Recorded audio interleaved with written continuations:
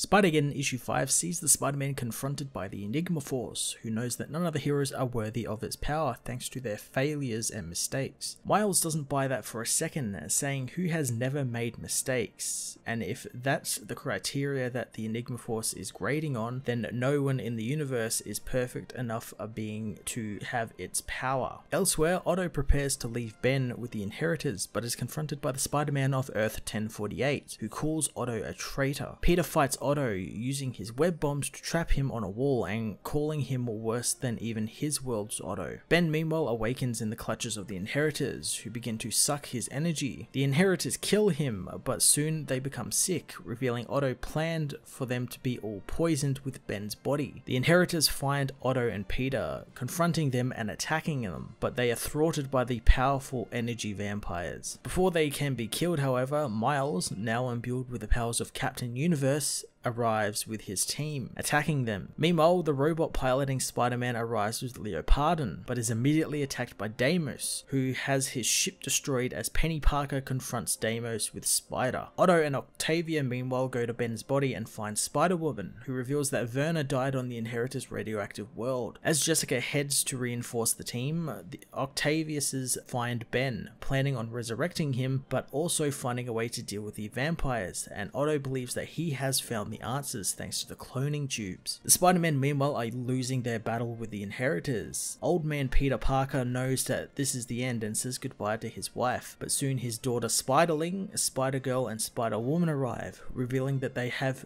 a piece of the destroyed web of life, and thanks to Spiderling being a pattern maker, she can create a set of armor for the women to help kill the inheritors. The tide of the battle turns thanks to this, as the Spider-Woman confronts Deimos, looking to get revenge for her father's death. Even with the power of Captain Universe and the pattern maker, the Spider-Men begin to lose again. Just as they're about to give up, Spider-Gwen, Spider-Man of Earth 616 and many other Spider people arrive, beating back the vampires. Miles reunites with Peter, who is more than happy to let Miles take the lead, while he goes and helps Otto. Peter finds Ben resurrected, now back to his normal pre-Jackal self. Otto tells him that they must kill the inheritors, but Peter is against it. That is until he sees Otto's full plan. Peter contacts the Spider-Man, telling them reluctantly that they need to listen to Doc Ock. Following the Doctor's orders, Miles breaks off from Solus, who is impressed that the pattern maker has returned. Miles soon returns with Leopardon's massive sword, throwing it at the vampire leader. The Spider-Men descend on the remaining vampires, trapping them in their webs. Later on, Otto reveals his entire plan, which was to kill the inheritors, but then transfer their essence into cloned bodies, trapping them in the bodies of babies. Octavia says that Solus forced his children to become monsters like him, and in restoring them to the way they were as children, they can have a chance at a normal life now, free from the corrupting force that is their father. Next comes the question as who is to raise the children so they don't become mass murderers again. Spider-Man puts her hand up,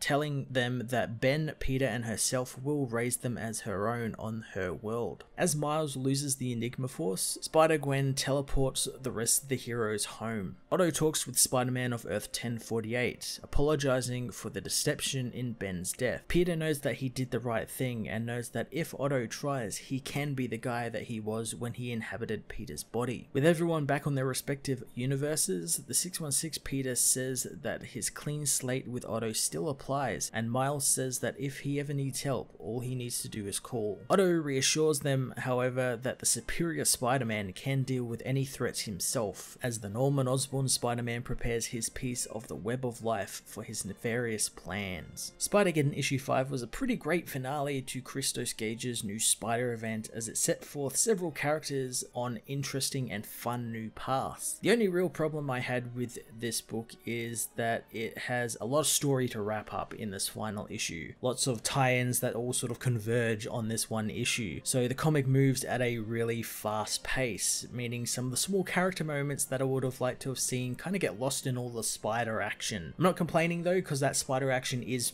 pretty cool. I am looking forward to seeing the continuation of Otto's story in Superior Spider-Man and how Captain Universe's powers and being a leader made Miles Morales a more mature hero, possibly in his own solo book or maybe even Champions. I'm going to give this issue an 8 out of 10. Hey everyone, thanks for watching my newest video. If you enjoyed it, you might also like to check out my other reviews here on my channel. You can also follow me on various social media platforms like Twitter by searching Matt_FOS, or even join the Comic Multiverse Discord server and chat with other comic book fans, including myself and Joel from Cape Joel. Want cheap comics and trades? Head over to the book depository with the link in the description to get the cheapest trades and comics around, along with free shipping anywhere in the world. Until next time, this has been Matt of the Fortress of Solitude. Thank you so much for watching.